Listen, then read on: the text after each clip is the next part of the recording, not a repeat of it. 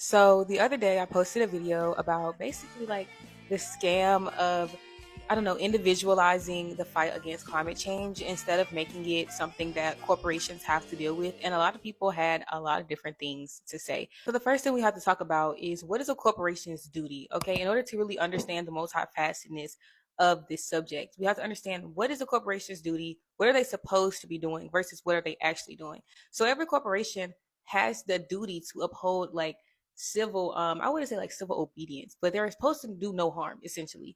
But as you can see, these corporations are still doing that harm.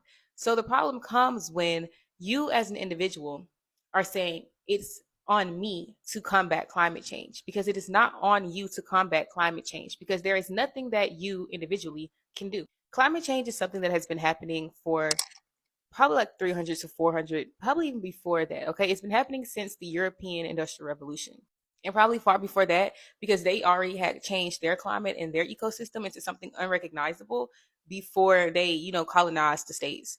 So when we're talking about climate change, and specifically when it comes to these corporations that we buy from as consumers, we are supposed to be protected by the corporations and by the government.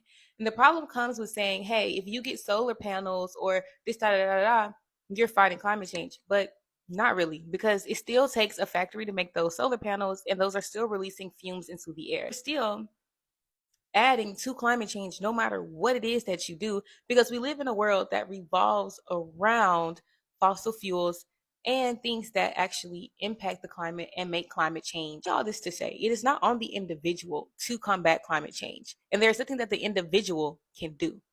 It is not on us to boycott, or it is not on us to say, hey, I'm the little guy, I'm one person, but you're not going to make a difference either way. Because when we think on a larger and more global scale, cycles of climate change, these cycles of negativity, it exists without you. It will continue without you long after you are done. When you decide to check out of society, society still exists. And if society decides to check out of society, we then have to go up and look at, where has society started? Where did society begin? Those structures still exist, even though you refuse to participate in them. Those structures are still going to exist without you, because you are the little guy. You're just a consumer, but you're not the consumer. You're a consumer. The only way, really, to stop climate change is to hold corporations responsible. And what does this look like? This does not look like boycotting. This doesn't look like stopping buying from these places. No, holding corporations accountable looks like Luigi Mangione. That is what holding corporations accountable looks like.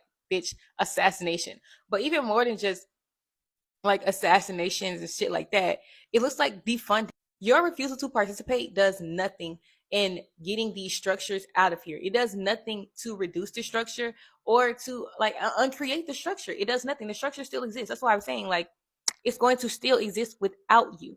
You do not matter in the grand scheme of things, because it's going to still, like, the framework is there to exist without you. As a consumer, when you stop contributing to certain corporations, the only thing that you are hurting are the smaller businesses and smaller corporations and smaller departments that exist within that corporation. But overall, corporations are not getting the majority of their money from consumers. They're getting majority of their money from traders, investors, not everyday people, not you. You don't matter. And that's why it's important to hold corporations responsible in very real ways. So now let's talk about, how do we hold these corporations accountable? It's actionable steps. And it also looks like stripping corporations of their power politically. So how do we do this? We put people in office who are actually fighting against climate change, against exploitation of not only the climate, but of the world, of the poor, because that is all climate change is. Most of the time, climate change is starting in places where there's poor people, low income people, people who are not being looked out for. Take Memphis, for example. The climate change that is happening over there is still climate change, because they're still impacting these people's climates, these people's ecosystems, their environment, and the way that they live. But it's on a more localized scale. We have to first say, we hold them accountable. Okay. We say, okay, you're wrong. You're doing this wrong. And then the next step from there is to literally defund these people. We need better policies. And more than just better policies, we need more protective policies for poor people, people who are living in environments that are affected by the climate. So the first thing that we have to do is, we have to, one, be cautious and be careful with who we are electing into office, because these people that we're electing into office, they're not doing what they say they're going to do. And more than that, they're not protecting the little guy. People who get into office, politicians more than likely are going to make deals with the majority. Take Birmingham, Alabama, for example, okay? If you go in Tarrant, there's a big ass hole in Tarrant over there by that factory in Tarrant. It's a big ass hole in the earth. Everything around that area is desolate as fuck. That is climate change, y'all. That is the effect of localized climate change. So the environment, you kill the people, and then you kill the economy. And then what is left is desolation, poverty, nothingness. We have to also look on a more global level when it comes to climate change and where is climate change really coming from? What country is the biggest carbon emission? Whatever. Then we also need to go through and figure out how much do we need to cut in order for climate change to actually reduce. At this point, something we can do. Scientists have been telling us that it's inevitable since the 80s. So there's nothing we can do about climate change that's already happened. But what we can do is strip these corporations of their power politically through legislation and illegally. I mean, just to put it that simple, okay? Coops, what up? Cool. Luigi Mangione and a lot of other people, because I've seen 3 assassination attempts, and I'm going to talk about that also. I've seen 3 assassination attempts that have happened within this last summer, and I believe that that is what we need as a collective, not necessarily like killing people, but we need bold, bold, bold ass statements that actually make a difference. Okay. These corporations, though they might not be contributing necessarily to climate change, they are contributing to the change in economy and they are affecting poor people negatively. Hence why they are dying. You can call it karma. You can call it whatever you would like. I say that it is a revenge ploy.